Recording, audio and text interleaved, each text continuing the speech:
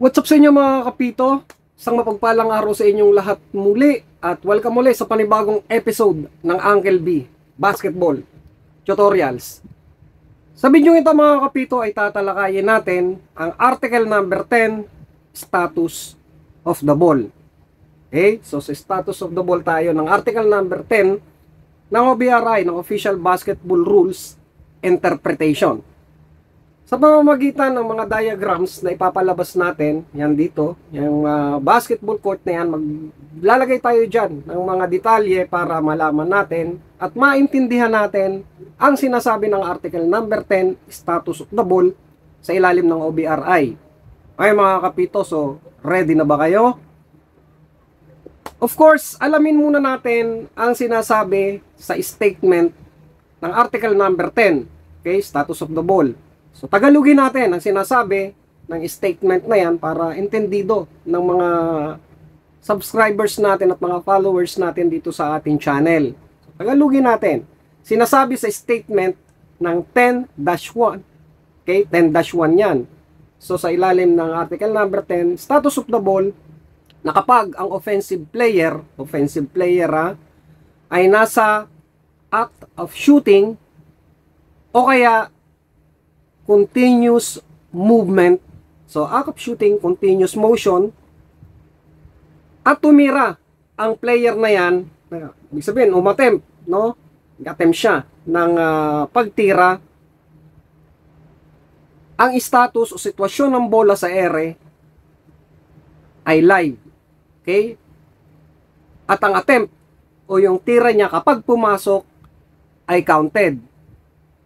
Kung sa sitwasyon na ang naka-foul ay ang depensa o yung defensive player. Okay?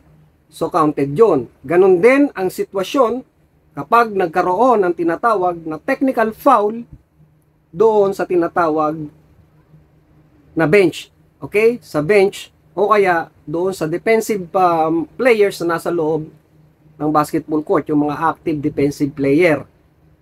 Okay mga kapito, so sinasabi dyan, counted yan. Ang kalagayan ng bola ay live ball. So yon ang statement na nakapaloob sa article number 10, status of the ball. Okay?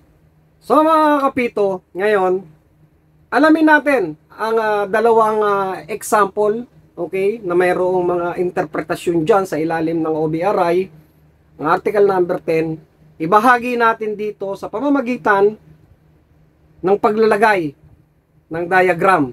Okay? So, kasi kung meron tayong mga ganitong diagrams at ilalagay natin ang mga detalye, mas maiintindihan ng mga manonood natin dito sa ating YouTube channel. Okay, magsimula tayo doon sa example number 1, which is ang under niyan ay article 10-2. Okay, ang example, tagalugin uli natin. Ang nakalagay dyan ay ang scenario number 1. Okay, so sa scenario number 1 tayo. Sa example na nakalagay dyan. Gawin natin yung scenario number 1, mga kapito. So, ayan ang diagram na nakapaloob dyan. Okay, so may referee dyan. Andiyan dyan ang mga players, opensa, depensa. Okay, at andiyan dyan ang shooter na nasa act of shooting. Yung diagram na pinapakita natin dyan sa offensive player ay nasa act of shooting na tumira. Okay? So kapag ang player, okay, yung scenario number 1 na yan, kapag ang player ay tumira, okay, at ang bola ay nasa ere, okay, nasa ere ang bola, Ngayon, sa pagkakataon na nasa ere ang bola, biglang pumito ang referee. Okay? Sa pagkakataon na pumito ang referee, nakita niya na ang naka-foul ay si B2. Okay? Si B2 ang naka-foul kay A2. So sa ganyang pagkakataon, katulad ng sinabi ng statement, ang sitwasyon ng bola, okay, sitwasyon ng bola ay live ball. Okay, mga kapito, live ball ang sitwasyon ng bola. Ngayon, pumasok ang tira. Okay? Pumasok yung attempt ni A1 na nasa act of shooting siya. Nung pumasok ang tira, sinasabi sa statement ng article number 10 na yan, okay, ng 10-1, na ang pagpasok ng bola sa ring ay tinatawag na counted yan. Okay? Basket counts. So, yon mga kapito. Okay? So, yan ang sinasabi dyan sa example number 1. Okay? Dahil, ano ang kadahilanan? Bakit na counted? Dahil, ang foul na nangyari ay tinatawag na defensive foul. Okay? Defensive foul ang nangyari. Yan ang explanation, yung principle na nakapaloob dyan sa article number 10 na yan. Okay? Ngayon, kapag, okay, nasa penalty situation na ang tinatawag na Team B, okay, kapag nasa penalty situation sila, of course, kakaroon niya ng tinatawag na 2 free throws. Okay? Kung unahin natin kung hindi pa nasa penalty situation, kung nasa third team foul pa lang, example, nasa third team foul pa lang ang defensive team, so ang posisyon ng bola ay mapupunta sa team A.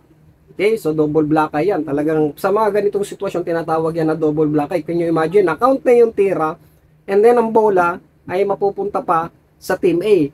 Kung nasa third team foul pa lang at hindi pa penalty situation ang team B, of course, ang bola ay ilalabas yan doon sa area kung saan nangyari yung pinakamalapit na aksyon na nangyari ang foul. Doon yan ilalabas, ano?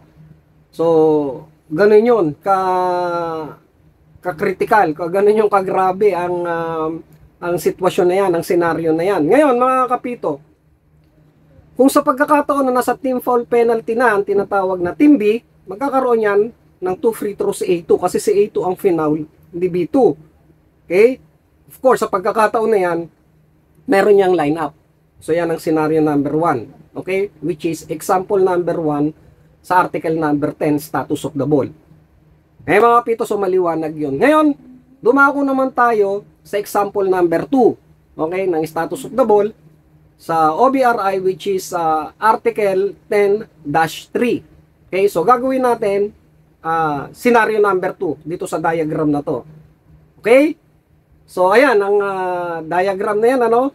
Nakikita natin, kumpleto yung mga players dyan. Okay, may referee, may players. Ngayon, sa scenario number 2, si player A1, si A1, nasa act of shooting, tumira. Ngayon, habang ang bola ay nasa ere, okay, nasa ere ang bola, biglang pumito ang referee. Okay? Sa pagkakataon na to, ang naka-foul naman ay si A2 kay B2. Okay? Si A2 ang naka-foul kay B2.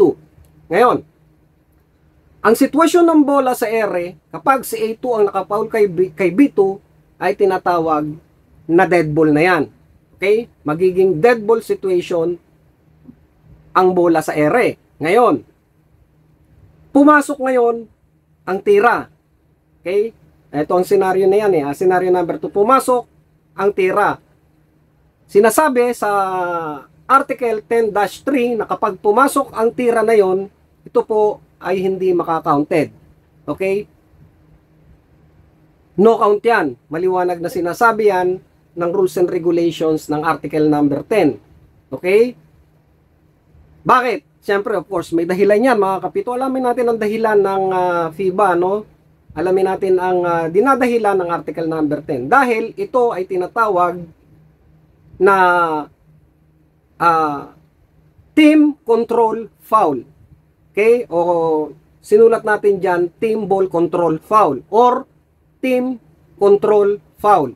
Okay, pag sinabi nating team control foul, ang principle na ina-apply dyan, kaya no count, ay offensive foul. So, alam naman natin, okay, pag nagkaroon ng tinatawag na offensive foul, ang isang team, which is team control foul yan, regardless ang tinatawag na team fouls ng isang team, okay, wala pong free throw na mangyayari dahil nga po ito ay isang offensive foul. So, ang bola, of course, mapupunta sa team B. Yun ang posisyon lang, ano, kung saan, doon yun ilalabas sa pinakamalapit na area kung saan nangyari ang foul na A2.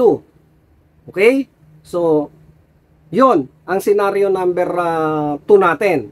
Okay, so, maliwanag na yun ang isinasaad sa article number 10, status of the ball ng OBRI o Official Basketball Rules Interpretation ng FIBA. So, maliwanag sa atin yon mga kapito, no? Diniagram na natin, kapag in-apply natin at mangyari yan sa loob ng basketball court, alam na natin kung anong gagawin natin. Okay? So, pag nangyari yan, maaalala nyo si Uncle B na ito, sinabi ni Uncle B na, counted to, o yung scenario number 1, ang scenario number 2 naman, ay no count. Kasi, foul control, team control foul ang nangyari. Okay? Habang doon sa scenario number 1, ay counted yon kasi defensive foul lang nangyari. Okay mga kapito, so maliwanag yon. Ngayon naman mga kapito, bago tayo maghiwa-hiwalay, syempre, bago natin tapusin ang ating vlog, bibigyan ko kayo ng isang scenario, which is tong scenario number 3 na ipapakita natin.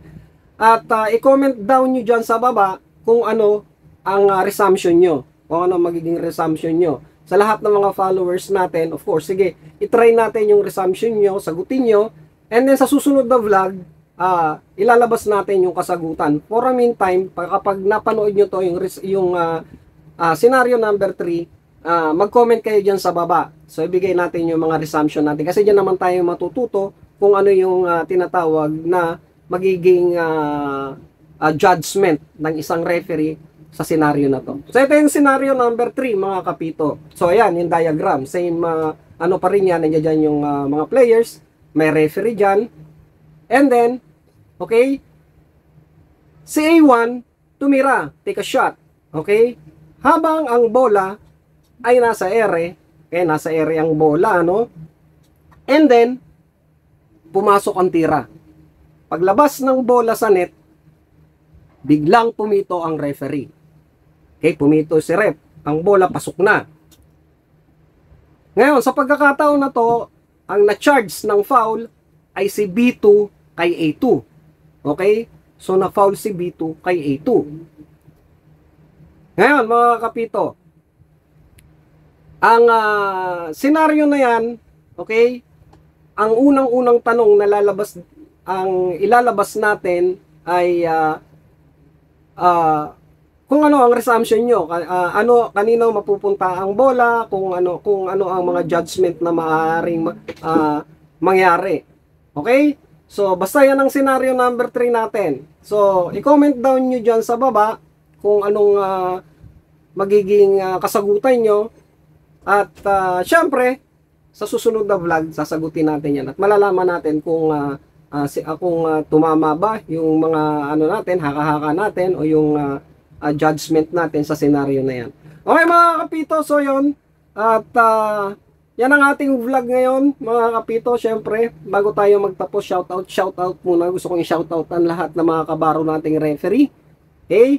Shoutout sa lahat ng mga referees dyan sa Pulilio Islands, sa Quezon, at shoutout din sa mga referees dyan sa Panukulan, Quezon rin. Shoutout sa inyo, of course, dyan sa Tacloban City, ang CBRAP ng Tacloban City. Shoutout sa inyong lahat dyan.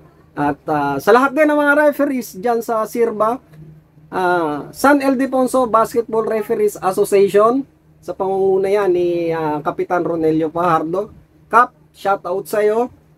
At sana nasa mabuti tayong kalagayan sa lahat ng pagkakataon. Okay mga kapito, so dito ko natatapusin ang ating video at hintayin natin ang inyong mga kasagutan. At bago pala tayo magtapos, sa lahat ng mga viewers na ngayon pa lang nagawin napadpad dito sa ating channel, huwag nyo kakalimutang i-like ang video na to at pakipindot na lang ang subscribe button at notification bell para lagi kayong maging updated sa mga upload na videos ni Uncle B. Okay mga kapito, so dito ko natatapusin ang ating video at magkita-kita ulit tayo sa susunod na vlog. God bless us all. Peace out.